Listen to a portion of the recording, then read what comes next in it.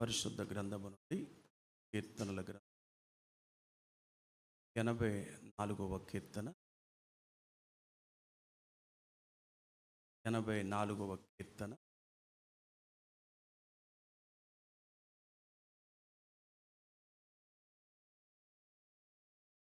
కొన్ని వచనాలు మార్చి చూద్దాం.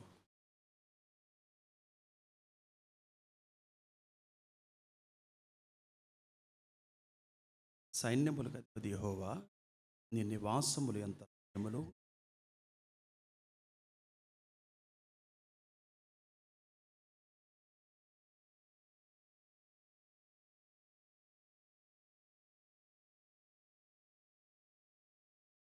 సైన్యములకు అధిపతి యెహోవా, నా రాజా, నా దేవా, నీ బలిపీఠమునొద్దనే పిచ్చులకు నివాసము దొరికెను.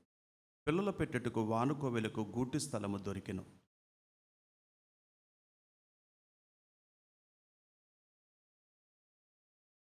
పదకొండవ చరణం. దేవుడైన యెహోవా సూర్యుడును కేడమునే ఉన్నాడు. యెహోవా కృపయు ఘనతయు అనుగ్రహించును. యథార్థముగా ప్రవర్తించే వారికి ఆయన ఏ మేలు చేయక మానడు. సైన్యములకు అది యెహోవా, నీ యందు నమ్మకించువారు ధన్యులు. అలాగే 122వ కీర్తన మొదటి నుండి కలిసి చదువుదాం. యెహోవా మందిరముకు వెళదామని జనులు నాతో అన్నప్పుడు నేను సంతోషించితిని. యెరూషలేమా, మా పాదములు నీ గుమ్మములో నిలుచున్నవి. చాలు.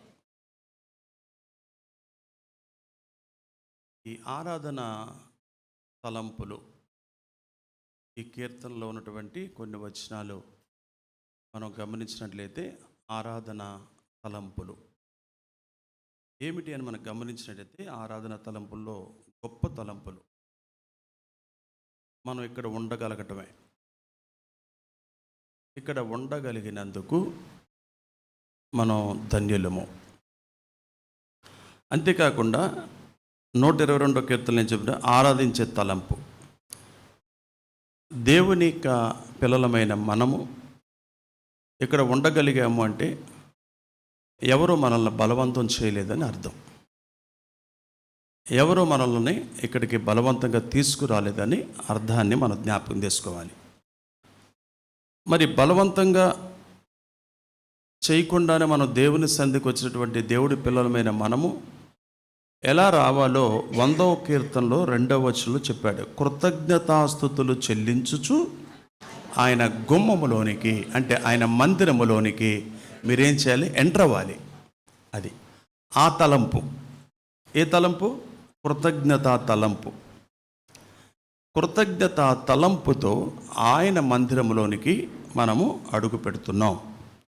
ఎందుకు అనంటే మనకు వినటం సంతోషం, పాడటం సంతోషం, సహవాసం చేయటం సంతోషం, ఇక్కడికి రావటం సంతోషం.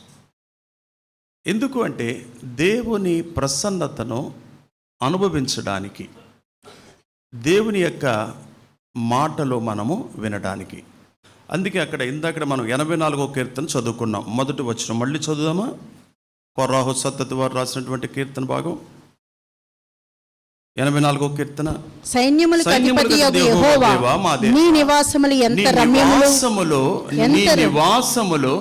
ఎంత రమ్యమైనవి.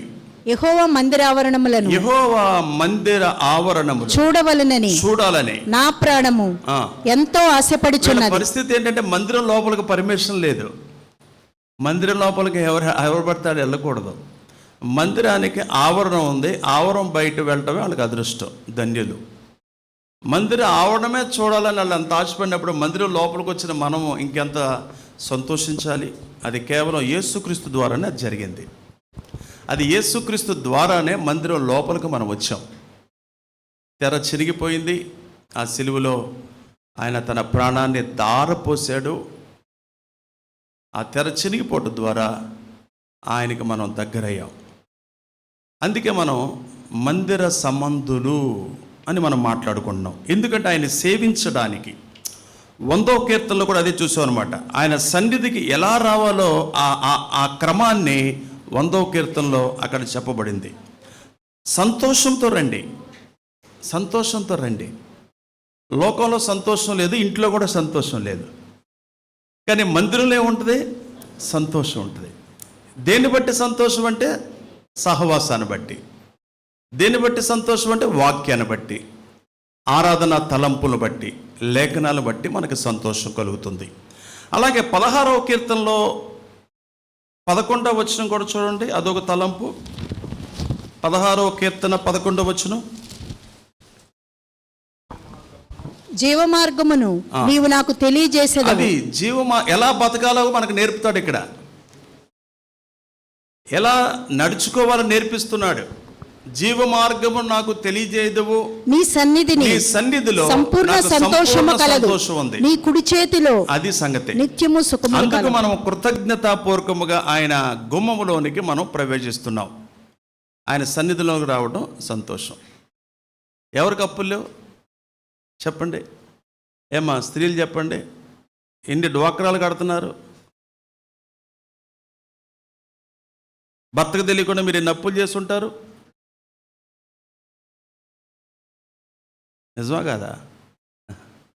భార్యకు తెలియకుండా భర్త ఎన్ని అప్పులు చేస్తుంటాడు? ఎంత సతమతం అవుతున్నారు ఇళ్లలో. కుటుంబంలో ఎన్ని సమస్యలు ఉన్నాయి. సమస్య లేని కుటుంబం ఎక్కడైనా ఉందంటే చాలా తక్కువే. ఏదో ఒక సమస్య, పిల్లల మాట వింటలేదని సమస్య, భార్య భర్తలుగా పడక విడివిడిగా ఉంటూ ఒకే ఇంట్లో ఉన్న ప్రశాంతత లేని పరిస్థితి, సరిగ్గా మామిడికాయ కూడా తినలేని పరిస్థితి, మామిడికాయ రసం కూడా తినలేకపోతున్నారు పాపం. అది కొంతమంది పరిస్థితి. అయినప్పటికీ కూడా, అయినను మాకు అది ఇంపార్టెంట్ కాదు. అప్పులు మాకు ఇంపార్టెంట్ కాదు. అవి ఉంటాయి, అయ్యే తీరుతాయి. సమస్యలే, రోగాలే, బలహీనతలే. కానీ నీ సన్నిధికి రావడం ద్వారా మాకేం దొరుకుతుందంటే నీ మాట దొరుకుతుంది. మేము బతుకుతాం, బతుకుంటే తీర్చుకుంటాం. బతుకుంటే ఇంకో సంవత్సరం ఇంకో మామిడికాయ తింటాం. కానీ నీ సన్నిధికి రాకుండా మేము ఉండలేం. నీ సన్నిధి అనుభవం వేరు. ఇంకా మీకు చాలా రిఫరెన్స్లు చూపించాలి. ప్రకటన గ్రంథం 3వ అధ్యాయము 20వ వచనం చూడండి. ప్రకటన గ్రంథం 3వ అధ్యాయము 20వ వచనం. జస్ట్ అలా ఆరాధన తలంపులు మనం చూద్దాం. ఎక్కువ సమయం మనం చూడకుండా రెండవ వర్తమానానికి మన సమయం తీసుకుందాం. ప్రభు బలలో పాల్గొందాం. ఇదిగో నేను తలుపు నొద్ద నిలుచుండి తట్టుచున్నాను. ఎవడైనను నా స్వరము విని తలుపు తీసిన ఎడల నేను అతని యొద్దకు వచ్చి అతనితో నేనును నాతో కూడా అతడును భోజనము చేయుదుము. హల్లెలూయా. హృదయం అనే తలుపు తీయాలి. మీరు మీ డోర్ ఓపెన్ అవ్వాలి. హృదయం వాక్యానికి మీ హృదయాన్ని తెరవండి. పిచ్చి మాటలు వినటానికి కాదు మీ హృదయం తెరిచేది. పనికి మాలిన మాటలు వినటానికి కాదు మీ హృదయం తెరిచేది. మీ హృదయము దేవుని వాక్యం వినటానికి తెరవాలి. మీ చెవులు దేవుని యొక్క పాటలు వినటానికి తెరవాలి. అపవిత్రమైన వినటానికి కాదు, అపవిత్రమైన చూడటానికి కాదు. అందుకే అక్కడ చెప్తున్నాడు, హృదయం అనే తలుపు తెరిస్తే ప్రసన్నత ప్రవాహం వలె నీలోకి వస్తుంది. లేకపోతే ప్రసన్నతను అనుభవించడం ఉట్టి చేతులతో వచ్చావు, ఉట్టి చేతులతో వెళ్ళిపోతావు, ఖాళీ హృదయంతో వెళ్ళిపోతావు. అందుకే హృదయం అనే తలుపు తెలిస్తే మహిమగల రాజు వాక్య ప్రత్యక్షత నీకు నాకు ఇస్తాడు. హల్లెలూయా. ఏ ప్రత్యక్షత? వాక్య ప్రత్యక్షత ఇస్తాడు. అందుకే ఉదయం లేచి కష్టపడి కాఫీ తాగినా తాగకపోయినా, పాలు తాగినా తాగకపోయినా, టిఫిన్ చేసినా చేయకపోయినా, కాస్త నిద్రొస్తున్నా అలా కళ్ళు రెప్పలు అలా ఓపెన్ చేసి చూస్తున్నారు మీరు. ఎందుకంటే ఆయన ప్రసన్నత కావాలి మనకి. ఆయన సన్నిధిని అనుభవించాలి. కాబట్టి ఇది ఈ వచ్చు నిమిత్తము వస్తే కలిగే మంచితనం అక్కడ మనం చూసాం. తర్వాత 118వ కీర్తనలో కూడా చూద్దాం, 20వ వచనం. కొద్ది రిఫరెన్స్లు ఎక్కువ చూడాల్సి వస్తుంది. 118వ కీర్తన 20వ వచనం. ఇది యెహోవా గుమ్మము, ఇది యెహోవా గుమ్మం, నీతిమంతులు దీనిలోకి ఎవరు వస్తారు? ఇది యెహోవా గుమ్మం, నీతిమంతులు దీనిలో ప్రవేశించేదారు. ఈ గుమ్మం అనుకోమాకండి. ఈ గుమ్మం అయితే తలుపు ఊడిపోయింది, ఒకటే పని చేస్తుంది. ఈ గుమ్మం పడిపోద్ది కాసేపు ఆగితే, మీరు గట్టిగా దోస్తే. ఈ గుమ్మం కాదు, ఆత్మీయ గుమ్మం. దానిలోకి వస్తే నీతిమంతులు దీనిలో ప్రవేశిస్తారు. నీవు నాకు రక్షణాదారుడవై నాకు ఉత్తరం ఇచ్చి ఉన్నావు. అది ఆయన రక్షణ ఇచ్చిన వాడు. హృదయం అనే తలుపును తెరచడం ద్వారా నీకు కలిగినటువంటి లాభాలు, అది ఆశీర్వాదం అంటే. ఆశీర్వాదం అంటే మగపిల్లడు పుట్టడం కాదు, ఆశీర్వాదం అంటే విదేశాలు వెళ్ళటం అని కాదు. యెహోవా ఇచ్చే ఆశీర్వాదం ఐశ్వర్యం అంటే దాని లెక్క వేరు. ఆశీర్వాదము పరసంబంధమైన ఆశీర్వాదాలు. తర్వాత 127 చూడండి, 4వ వచనం. ప్రసన్నత గురించి చెప్తాడు అక్కడ. 27వ కీర్తన 4వ వచనం. యెహోవా యొద్ద ఒక వరము అడిగి తిని దానిని నేను వెదుకుచున్నాను. అది ఏ వరమో మీరు చూడాలి. యెహోవా ప్రసన్నతను ప్రసన్నత చూడాలి. ఆయన ఆలయములో ధ్యానించాలి. నా జీవిత కాలమంతయు నేను యెహోవా మందిరములో ఇది అనుభవించడం, నివసింపగోరుచున్నాను. అనుభవించడం, ప్రసన్నతను కోరుకోవటం, ప్రసన్నత పట్ల ఆసక్తి కలిగి ఉండటం, ప్రసన్నత ప్రత్యక్షత కొరకు దేవుడి గుమ్మములోనికి మనం అడుగు పెట్టడం. అదనమాట గుర్తుపెట్టుకోవాలి. కొంతమంది కొత్తలో ప్రసన్నత బాగానే పొందుతారు. బాప్తీసం తీసుకున్న కొత్తలో బెదరస్ మీటింగ్ కూడా బాగానే వస్తారు, శ్రీల మీటింగ్ బాగానే వస్తారు, తర్వాత తుస్సు అనిపిస్తారు. ఎందుకంటే ఎక్కడో చేదు వేరు మొలిచిద్ది అనమాట. మళ్ళీ చెప్పనా, కొత్త చీపురు బాగా ఊడుస్తుంది అంటారు. అలాగే కొత్తగా చర్చకు వచ్చినప్పుడు, బాప్తీసం తీసుకున్నప్పుడు మంచి వాళ్ళని ఎవరిని పట్టుకోలేము మనం. మళ్ళీ తర్వాత చేదు వేరు ఏదో మొలిసిద్ది అనమాట. ఓకేనా, దురదకుంటాకేదో అంటుకుంటుంది అనమాట.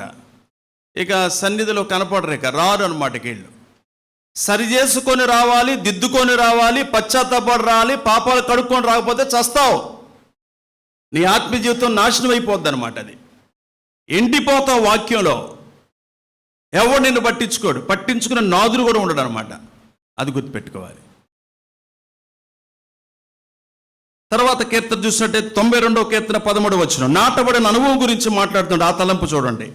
92వ కీర్తన 13వ వచనం. యెహోవా మందిరములో నాటబడిన వారే. ఇది అనుభవం ఏంటి? నాటబడిన అనుభవం ఇది. వారు మన దేవుని ఆవరణములో వర్ధిల్లుదురు. నాకు ఆశ్రయ దుర్గమైన యెహోవా. ఈ తలంపును మనం ఎలా అర్థం చేసుకోవాలంటే, మేము మందిరం దగ్గర ఇల్లు కొనుక్కున్నామండి, మా మందిరం పక్కన ఇల్లు అండి, మాకు చర్చ్ ఉన్న రోడ్లో ఉండి మా ఇల్లు అని గ్రేట్గా మీరు ఎవరు కాళ్ళు రగనే అవసరంలా. మీరు కాళ్ళు రగరేసినా ఎవడు పట్టించుకోడు. మీరు మందిర సంబంధులుగా మందిరానికి సంబంధించిన పనుల మీద నిమగ్నమై ఉంటేనే దేవుడు మిమ్మల్ని దృష్టిస్తాడని అర్థం అనమాట. చర్చి నానుకొని ఒకవేళ ఇల్లు కొనుక్కున్నా, మీరు చర్చి రోడ్లో ఉన్నా, మీరు ఎవరు కాళ్ళు రగనే మాకండి. అర్థమైందా? అది ఉండొచ్చు, లేకపోతే నమ్మేసుకోవచ్చు. ఇది కాదు. దీని గురించి దేవుడు మాట్లాడు. ఆస్తుల గురించి మాట్లాడు, డబ్బు గురించి మాట్లాడు, మీ బంగారం గురించి మాట్లాడు. మందిర సంబంధులు అంటే ఎలా ఉండాలి? మళ్ళీ చదవండి ఆ మాట, నాటబడిన అనుభవం గురించి. 13వ వచనం. యెహోవా మందిరములో నాటబడిన వారై. యెహోవా మందిరములో నాటబడిన వారై వారు మన దేవుని ఆవరణములలో వర్ధిల్లుదురు. నాటబడిన వాడేమవుతాడు? వర్ధిల్లుతాడు. ఎలా వర్ధిల్లుతాడు? ఆర్థికంగా కాదు, ఆస్తుల్లో కాదు, ఆత్మీయతలో వర్ధిల్లుతాడు. అంటే మనం వాళ్ళని ఎలా గుర్తుపట్టాలంటే, వాళ్ళ ప్రవర్తన బట్టి గుర్తుపట్టచ్చు మీరు, వాళ్ళ మాటను బట్టి గుర్తుపట్టేయచ్చు మీరు, వాళ్ళ పేసు కవళికలను బట్టి గుర్తుపట్టేయచ్చు మీరు, వాళ్ళ సాక్ష్యాన్ని బట్టి, ప్రవర్తన బట్టి, ఏంటి చెప్పారంటే ప్రవర్తన బట్టి గుర్తుపట్టేయచ్చు, రెస్పెక్ట్ని బట్టి గుర్తుపట్టేయచ్చు, ప్రతిస్పందన బట్టి గుర్తుపట్టేయచ్చు. Yes or no? ఎస్. మాడిపోయిన మొహాల్లాగా ఉండకూడదు. అదనమాట. అంటే బాధలు, కష్టాలు అన్నీ ఉంటాయి, లోపల దిగమిగిపోని పైకి మనము అలా జీవిస్తున్నామంటే అది దేవుణ్ణి బట్టి. ఇంట్లో బియ్యం కూడా ఉండదు కొంతమందికి, రైస్ కూడా ఉండవు కొన్ని సందర్భాల్లో, కూర కూడా ఉండదు. ఏదో ఆ కర్రీ పాయింట్లో సాంబార్ తెచ్చుకొని ఏదో ప్రభువుని బట్టి సంతోషిస్తూ ఉంటారు. ఎవరు కూడా చెప్పుకోరు వాళ్ళు. అసలు ఎవరికి కూడా తెలియదు సహాయం చేద్దామన్నా. అంటే అలా రహస్యంగా బ్రతుకుతూ దేవుణ్ణి మహింపరిచేవాడు కూడా లేకపోలేదు. Yes or no? సాక్ష్యాలు విన్నాం, అలాంటి సాక్ష్యాలు ఎన్నో కూడా మనం విన్నాం అనమాట. అంటే దాని అర్థం ఏంటంటే, నాటబడినటువంటి అనుభవం అంటే అర్థం ఏంటంటే, నాటబడిన విశ్వాసి. నిజంగా నువ్వు రక్షణ పొంది, మారుమనసు పొంది, బాప్తీసం తీసుకొని నేను నాటబడ్డానంటానికి రుజువేంటో తెలుసా?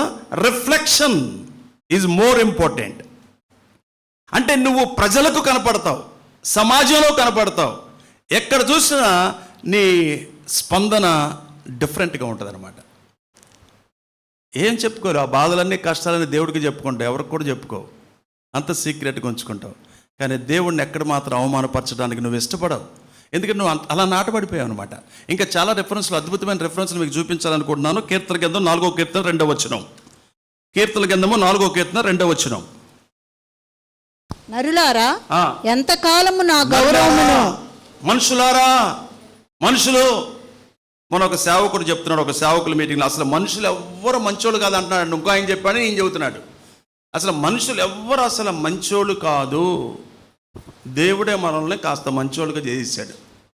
ఎవ్వరు మంచోళ్ళు కాదు, బుద్ధులు కానీ మనస్తత్వాలు కానీ, పైకి పళ్ళు లోపల కుళ్ళు అంట, పైకి బాగా నవ్వుతారంట పళ్ళు తెరిచి, ఇంకా లోపలంతా మాట్లాడరే. అంటే మీరు కుళ్ళు అన్నంత మాత్రం మీలో కుళ్ళు రాదు, లేదా కుళ్ళు అంటే మీకు వచ్చేది. అంటే మనుషులు రాను రాను దౌర్భాగ్యులు అయిపోతున్నారంట, రాను రాను భ్రష్టులు అయిపోతున్నారంట. అంటే దేవుడు ప్రేమ ఎంత వాళ్ళ నుంచి దూరం అయిపోయిందో కదా. మనుషులు అంత దుర్మార్గులుగా తయారైపోతున్నారు. మనిషిని చంపుకోవడం ఏంటండి, మనిషికి మనిషి గొయ్యలు తీయటం ఏంటండి. అంటే మనుషుల యొక్క స్వభావము చాలా భయంకరంగా తయారైపోతుందని ఆయన చెప్పాడు. ఇప్పుడు చదవండమ్మా 2వ వచనం. నరులారా ఎంతకాలము నా గౌరవమును, ఎంతకాలం నా గౌరవాన్ని అవమానముగా మార్చెదరు, అవమానంగా మార్చేస్తారు. ఎంతకాలము వ్యర్థమైన దానిని ప్రేమించెదరు. అంటే నీ వలన దేవుడికి మహిమ రావాల్సింది, నీ వలన సంఘానికి క్షేమం కలగాల్సింది, సంఘం నీ వల్ల దెబ్బతింటుంది. నీ కుటుంబ సాక్ష్యాన్ని నువ్వే పోగొడుతున్నావు. ఎంతకాలం నా నామానికి అవమానం మీరు తీసుకొస్తారంటున్నాడు. ఎంత బాధపడుతున్నాడో ఒకసారి మీరు ఆలోచించాలి. దేవుడు ఒకవేళ మన గురించి ఏమైనా బాధపడుతున్నాడా? ఎంతకాలం అంటున్నాడు. ఎంతకాలం మీ వేషాలు, ఎంతకాలం? తర్వాత ఎంతకాలం వ్యర్థమైన దానిని ప్రేమించెదరు. వ్యర్థమైన దాన్ని మీరు ప్రేమిస్తారు. ఎంతకాలము ప్రేమించాల్సిందేదో నేను చెప్పాను కదా మీకు, కానీ మీరు వ్యర్థమైన దాన్ని ప్రేమిస్తారు. ఎంతకాలము అబద్ధమైన వాటిని వెదకెదరు. ఎంతకాలం మీరు అబద్ధమైన దాన్ని ఎదుగుతుంటారు. ఇది ఇంకా చాలా ఎంత భయంకరంగా ఉంటుందంటే దేవుడు బాధపడుతున్నాడు. క్వశ్చన్ మార్కులు ఉన్నాయా అక్కడ మీకు? క్వశ్చన్ మార్కులు ఉన్నాయా అక్కడ మీకు? ప్రతి వచ్చినానికి ఉందా? క్వశ్చన్ మార్క్ మీకే, నాకే. అది నన్ను అడుగుతున్నాడు దేవుడు, అడుగుతున్నాడు దేవుడు. విశ్వాసులారా, సేవకులారా, ఏంటా బతుకు, దౌర్భాగ్య బతుకు? ఎంతకాలం మీరు నన్ను అవమానపరుస్తారు? ఏం సేవ చేస్తున్నారా మీరు? ఏం సేవ చేస్తున్నారా మీరు? ఏంటయ్యా మీరు విశ్వాసులు? ఏం ఆరాధిస్తున్నారా మీరు? ఏం ప్రార్థన చేస్తున్నారా మీరు? మీ సాక్ష్యం ఏదయ్యా అది దేవుడు అడుగుతున్నాడు. మనల్ని అడుగుతున్నాడు. చదువుతున్న ప్రతిసారి అడుగుతూనే ఉంటాడు ఆయన. అందుకే బైబిల్ రోజు మనం చదువుకోవాలి. చదివితేనే దేవుడు మాట్లాడుతూ ఉంటాడు. ప్రార్థన చేస్తేనే ఆయనతో మనం మాట్లాడినట్టు, లేకపోతే ఇక ఇక ఏమైద్దో కూడా నాకు తెలియదు. చాలా ప్రమాదం.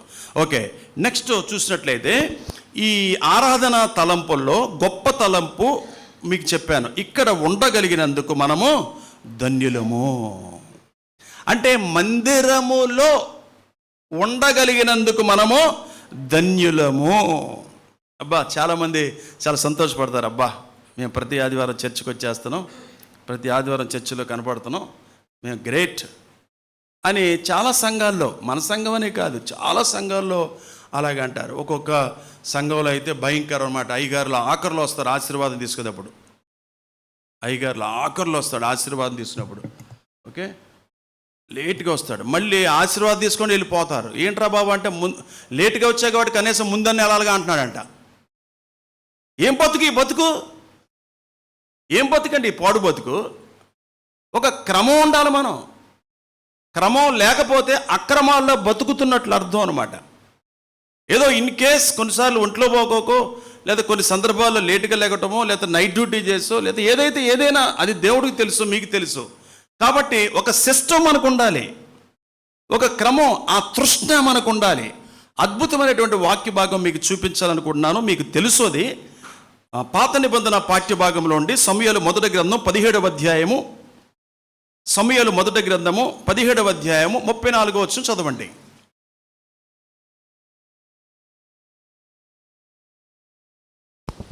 అందుకు దావీదు పైకెత్తండి, చూడండి స్క్రీన్ మీద. అందుకు దావీదు సౌలుతో ఇట్లనెను. బాగా అమ్మా రాస్తున్నట్టు చదవమ్మా ఈ వచనం మాత్రం. అందుకు దావీదు సౌలుతో ఇట్లనెను, మీ దాసుడనైన నేను నా తండ్రి యొక్క గొర్రెలను కాయిచుండా సింహములను ఎలుగుబంటియును వచ్చి మందలో నుండి ఒక గొర్రె పిల్లను ఎత్తుకొని పోచుండగా నేను దానిని తరిమి చంపి దాని నోట నుండి ఆ గొర్రెను విడిపించి తిని, అది నా మీదకి రాగా దాని గడ్డము పట్టుకొని దానిని కొట్టి చంపితిని. మీ దాసునైన నేను ఆ సింహమును ఎలుగుబంటిని చంపితినే. జీవము గల దేవుని సైన్యములను తిరస్కరించిన ఈ సున్నతి లేని ఫిలిస్తీయుడు వాటిలో ఒకదాని వలె అగుననియు, సింహము యొక్క బలము నుండి ఎలుగుబంటి యొక్క బలము నుండి నన్ను రక్షించిన యెహోవా ఈ ఫిలిస్తీని చేతిలో నుండి కూడాను నన్ను విడిపించుననియు చెప్పెను. ఒక్క నిమిషం సిస్టర్, నాన్న స్క్రీన్ మీద 34 వచ్చిన మళ్ళీ చూపించు. 34 వచ్చిన ఇది చూడండి. అందుకు దావీదు సౌలుతో ఇట్లనెను, మీ దాసుడునైన నేను నా తండ్రి యొక్క గొర్రెలను కాయుచుండా. అందరానండి, కాపరత్వములో ఉన్న గొర్రె కాయుచుండా, నేను కాస్తున్నాను. కాపరత్వములో ఉన్న గొర్రె కాయుచుండ సింహము ఎలుకబంటి వచ్చి మందలో నుండి ఒక గొర్రె పిల్లలు ఇక్కడ ఏం చూసినట్టయితే మందలో ఉన్న గొర్రె, ఒకటి కాయుచున్న గొర్రె, 2 కాపరత్వములో ఉన్న గొర్రె, 3 మందలో ఉన్న గొర్రె. మందలో లేకపోతే కాయబడుద్దా? కాపరత్వం కొంత లేకపోతే దిక్కెవడు? తర్వాత నేను దానిని తరిమి చంపి దాని నోటు నుండి ఆ గొర్రెని విడిపించి తిని. మందిరములో ఉన్న గొర్రె. హల్లెలూయా. ఇక్కడ చూడండి 4 చూసాం. ఒకటి కాయుచున్న గొర్రె, నేను రాసుకున్నాను ఇక్కడ. కాపరత్వములో ఉన్న గొర్రె, మందలో ఉన్న గొర్రె, మందిరములో ఉన్న గొర్రె. అంటే ఈ గొర్రె కాపాడబడుతుంది. అంటే కాయుచున్న గొర్రె అంటే ఆ కాపరి కింద ఉంది కాబట్టి కాపరి దృష్టించాడు, కాస్తున్నాడు. అది కాపరత్వము కింద ఉంది, కాయబడుతుంది. మందలో ఉంది కాబట్టి దానికి ఏమైనా కానీ ఆ మందలో అది కాపాడబడుతూ, మందిరములో ఉంది కాబట్టి అది చావకుండా బ్రతకగలిగింది. హల్లెలూయా. నువ్వు మందిర సంబంధం కాకపోతే నీకు ఎవడు సేవకుడు? అసలు నీకు పాస్టర్ ఎవడరా బాబు? మీకు సేవకుడు ఎవడు? మీకు అసలు మీకు నాయకుడు ఎవడు? మీ పక్షాన్ని నిలబడేదెవడు? మీకోసం ప్రార్థన చేసేదెవరు? ఇది దాని అర్థం అనమాట. అది ఎలా కాపాడబడిందంటే మందలో ఉంది కాబట్టి. అది ఎలా కాపాడబడిందంటే మందిరంలో ఉంది కాబట్టి. మందిరంలో లేకపోతే వస్తున్నారండి వాళ్ళు, వస్తున్నారండి. వెళ్ళిపోయారండి, వెళ్ళిపోయారండి. ఓకే, వెళ్ళిపోయారు. నేను నిజమైన ద్రాక్షావల్లిని. చెప్పండి, అందరూ చెప్పండి. నిద్రపోతున్న వాళ్ళు కూడా చెప్పండి. బాగా కళ్ళు తెరవాలి మీరు. నిజమైన ద్రాక్షావల్లిని. ఏంటి రాట్లా? తీగలనే మాట రాట్లా అసలే. తీగలు, ఈగలు కాదు. ఓకే, తీగలు ఎప్పుడూ అందుబాటులో ఉంటాయి, ఈగలు ఆదివారం వాళ్తాయి. ఏమనుకోమాకండి, దయచేసి క్షమించండి నన్ను. అంటే ఎవరు బతుకున్నారో ఎవరు చచ్చిపోయారో వీళ్ళకి తెలియదు. సేవకుడు ఆరోగ్యంగా ఉన్నాడో బలహీనోడో వీళ్ళకి తెలియదు, వీళ్ళకి పట్టింపు లేదు. తీగలు ఎప్పుడూ అందుబాటులో ఉంటాయి. అంటే మీరు పనులు మానేసి మా ముందు కూర్చోమని అంటలా, కూర్చోవలసిన పని కూడా లేదు.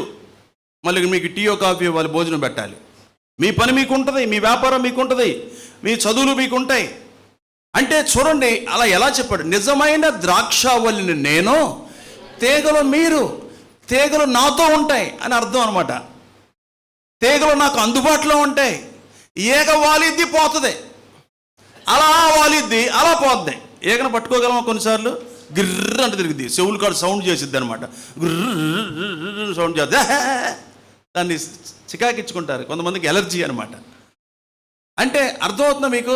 ప్రియ సహోదరి సోదరులు, ఒకవేళ నేను బతుకున్నంతకాలం ఎలా చెబుతానో, మీకు శ్రేల మీటింగ్ లేదు, మీకు ఆఫ్ నైట్ పేరు లేదు, మీకు ఉపాస ప్రార్థన లేదు, స్తుతికోవటం లేదు, ఆదరణ కోవటం లేదు, జ్ఞాపకార్థం కోవటం లేదు. మరి ఏ కోటానికి వస్తారు మీరు? మీ కోటానికి మేము వస్తాం. ఏ కోటానికి వస్తారు మీరు? ఎప్పుడు వస్తారు మీరు? ఎంతకాలం? అది దేవుడు అడుగుతున్నాడు 4వ కీర్తనలో. అది అడుగుతున్నాడు, ఎంతకాలం, ఎప్పుడు వస్తారు? బొట్టు కాటుకి పెట్టాలా మీకు, లేక మెడక చాంతాడేసి లాగాలా? No no no no no, ఆ క్రమం కాదు మందే. ఎవడు బలవంతం చేయాల్సిన పని లేదంట. మీరే తెలుసుకోండి, మేము తేగల ఏగల. ఓకే, వండర్ఫుల్ కదండి. ఇక్కడ ఎంత బాగుంటుందంటే ఆ వచనం, కాయుచుండ గొర్రె, కాపరత్వములో ఉన్న గొర్రె, మందలో ఉన్న గొర్రె, మందిరములో ఉన్న గొర్రె. అదేనండి గొర్రె అంటే. మీకు వేట మాంసం గుర్తొచ్చిందా? ఓకే, రేపు గొర్రెలు కుడి పక్కన ఉంటాయంట, ఎడం పక్కనే ఉంటాయి మేకలు ఉంటాయి. ఆ మేకలను చూసి దేవుడు ఏమంటాడు, గొర్రెలను చూసి ఏమంటాడో కూడా మత్తయి సువార్తలో 20వ అధ్యాయంలో తీసే సబ్జెక్ట్ కాదు, మన రెఫరెన్స్ కాదు, దానిలో చక్కగా ఉంటుంది అనమాట. అప్పుడు మీరు ఎగిరికి అంతేస్తారు ఆ గొర్రె గురించి. ఆ పోలిక చూస్తే, ఆ తలంపు చూస్తే మీకు చాలా సంతోషం ఉంది. అబ్బా, ఆ గొర్రెలు చూసి ఆయన భలే అంటాడు, మీ కొరకు సిద్ధపరిచినవి అన్నీ తీసుకొని పొండి అంటాడు అనమాట. వండర్ఫుల్. చూడండి, ఇప్పుడు మనం 10వ వచనం చదువుదాం. 84వ కీర్తన అయిపోయింది. 84వ ఆవరణములో ఒక దినము గడుపుట, నీ ఆవరణములో ఒక్క దినము గడుపుట 1000 దినముల కంటే శ్రేష్టము. లోపల కాదు, మళ్ళీ ఆవరణములో ఒక్క దినము గడుపుట 1000 దినముల కంటే శ్రేష్టము. ఏంటి లెక్క? ఏమండి, ఏంటండి ఈ లెక్క? ఈ లెక్క ఏమైనా మీకు అర్థమవుతుందా? మీ లెక్కలంటే మీకు అర్థమవుతుంది. ఎన్ని అప్పులు ఉన్నాయని చెబుతారు, ఎన్ని ఈఎంఐలు ఉన్నాయని చెబుతారు, ఎన్ని డ్వాక్రాలు ఉన్నాయని చెప్తారు. మీకు ఎంత వయసు అంటే చెప్పండి, చెప్తారు. ఈ లెక్క ఏంటి? ఏంటమ్మా జ్యోతి ఈ లెక్క? ఏం అర్థం కావట్లా. నీ ఆవరణములో, నారాయణరావు గారు, ఒక్క దినము గడుపుట 1000 దినముల కంటే శ్రేష్టం. మరి ఏంటి అడవుడికి వెళ్ళిపోతున్నారు ఆఖరిలో? ఆకలేస్తుందా? రోజు తింటున్నాం కదండి మనం. ఓకే, ఏంటి వెళ్ళిపోతున్నారు? కనీసం మీ సహోదరుడికి వందనాలు కూడా చెప్పరా? మీ సహోదరుడికి వందనాలు కూడా చెప్పరా? ఏంటంటే అడవుడి ఏం చేస్తారు వెళ్ళిపోయి? ఏంటండి అంత అడవుడి? ఒక్క దినం ఎక్కడ గడుపుతున్నామండి మనం? 2 గంటలు, మహా అయితే 2:30కి పెద్ద ఎరగ తీసినట్టుగా వెళ్ళిపోతున్నాం మనం, ఏదో పెద్ద పాటు పడిపోయేలాగా. మీకు ఎవరో కుర్చీలు వేసారమ్మా, అయ్యారో మీకు ఎవరో కుర్చీలు వేసారు, మరి ఆఖరిలో కూడా ఎవరో సర్దుతారు. మీకోసం తడుగొట్టేశారు. మీరు అయ్యగారులు చక్కకొచ్చు, అమ్మగారులు అయ్యగారులు చక్క కూర్చున్నారు. మీరు 2:30 గంటలకు వెళ్ళిపోతారంటే మరి ఒక్క దినం అన్నాడు కదా ఆయన. అది పొరపాటు చేస్తున్నాం మనం, కరెక్ట్ చేస్తున్నామా? ఒక్క దినము గడుపుట 1000 దినముల కంటే శ్రేష్టం. హల్లెలూయా. మీకు ఎక్కినట్టు ఉంది బాగా. అంటే అమ్మ, దీని అర్థం ఏంటంటే, వాస్తవమే 2:30 గంటలు లేదా 3 గంటలు మనం ఇక్కడ ఆరాధన ప్రారంభించుకొని ముగించుకుంటాం, వెళ్ళిపోతాం. ఆ దినము అంటే చుట్టుపక్కల ప్రాంతాల నుండి, చాలా గ్రామాల నుండి గుర్రాల మీద, గాడిల మీద ప్రయాణం చేసి ఆ మందిర ఆవరణంలో అలా పడిగాపులు కాసి అక్కడే ఉండి వాళ్ళు వెళ్ళటం అనే అర్థాన్ని వస్తుంది. మనము కొత్త నిబంధన సంఘముగా, కొత్త నిబంధన యాజకులుగా ఆ రోజుని దేవుడికి ప్రతిష్ఠించిన అది ఉంటుంది, ప్రతిష్ఠించిన ఆ రోజుని దేవుడి కొరకు, దేవుడి పరిచయ కొరకు వాడాలి. అది నువ్వు ఎలా వాడతావు? దేవుడిని అడుగు, దేవుడు నీకు నడిపింపిస్తాడు. ఎవరిని కలుసుకోవాలో, ఎవరికి సువార్త చెప్పాలో, ఎవరిని దర్శించాలో, ఎవరి కోసం ప్రార్థన చేయాలో, ఏ పరిచయం చేయాలో, ఆ దినమంతా కూడా నువ్వు గడపటం 1000 దినముల కంటే శ్రేష్టం. అంటే దేవుడు అంతా లెక్కేస్తాడని అర్థం అనమాట. అంటే ఒక్కరోజు నువ్వు చేసిన సేవకే 1000 రోజులు జీతం ఇచ్చేయగలడు అనమాట.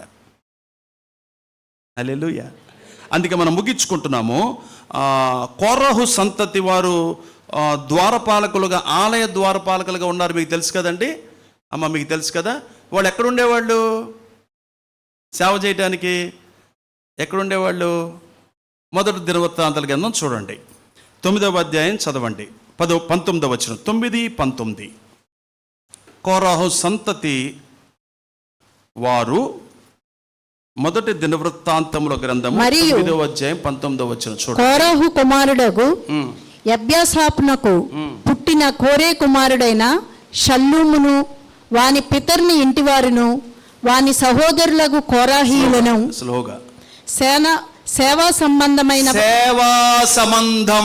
పని మీద పని మీద నుండి సేవా సంబంధమైన పని మీద ఉండి ఉండి గుడారమునకు ఆ ద్వారపాలకులై ఉండిరి. ద్వారపాలకులు, అబ్బా, ద్వారపాలకులు. ద్వారపాలకుల గురించి బైబిల్లో వ్రాయబడి ఉంది. ద్వారపాలకులు మెట్లు ఉడిచేవాళ్ళు, తడిగొడ్డేసేవాళ్ళు, బూజు దులిపేవాళ్ళు. అంటే మనకి ఇవ్వబడిన పరిచర్య గురించి నేను మాట్లాడుతున్నాను. మరి వాళ్ళది ఎంత మందిరం, పెద్ద మందిరం, ఎంత మందిరం, ఎంత పెద్దది, ఎంత పెద్ద ద్వారాలు. ఆ పని గ్రేట్, ఆ పని గ్రేట్. అంటే వాళ్ళు ఇంకా స్టేజ్లు కోరుకోలేదు, స్పీచ్ ఇవ్వడానికి ఛాన్స్ లేదు వాళ్ళకి, బృందాలుగా ఏమి లేవు. కానీ ద్వారపాలకులుగా ఉండి వాళ్ళు సేవ పట్ల సరైన అభిప్రాయము కలిగిన కోరాహు సంతతి వారు. మనమేమో ఏమన్నా చిన్న పని, ప్రేమ విందులో కాస్త ఒక గిన్నె కడగండి అంటేనేమో కష్టమే మనకి, వడ్డించండమ్మా అంటే కష్టమే మనకి కదా. ఎంతమంది తయారవుతారో, సనిగేవాళ్ళు, గొనిగేవాళ్ళు, మళ్ళీ అన్ని కూరలు ఉండక ఆ కూర లేదంటే మనకు సలహా ఇచ్చేది, ఉచిత సలహా ఇచ్చేవాళ్ళు ఉంటారు పెద్దలు కదా. ఓకే, అది కాదు, ఆ మైండ్ సెట్ కాదు. సరైన అభిప్రాయము కలిగి పరిచర్య పట్ల ఇష్టము కలిగిన వారి గురించి ఇక్కడ చెప్తారనమాట. పరిచర్య అంటే ఇష్టపడాలి, పరిచర్య అంటే పూనుకొనాలి. వాళ్ళు ధన్యులంట, వాళ్ళు ధన్యులు. అందుకే దేవుడు మందిరమును చూడాలని నాకు ఎంతో ఆశ కలుగుతుంది. వెళదామని చెప్పినప్పుడు నేను ఎంతో సంతోషించాను. అబ్బా, ఇంకా వస్తే ఎంత సంతోషం, కూర్చుంటే కుదురుగా నిద్రపోకుండా ఇంకెంత సంతోషం, ప్రార్థనాపూర్వకంగా వింటే ఇంకెంత సంతోషం, ప్రేయర్ఫుల్గా ఆరాధిస్తే ఇంకెంత సంతోషం కదా. అలాంటి తలంపులతో దేవుడు మనలను నడిపించునుగాక. తలలు వంచుదాం.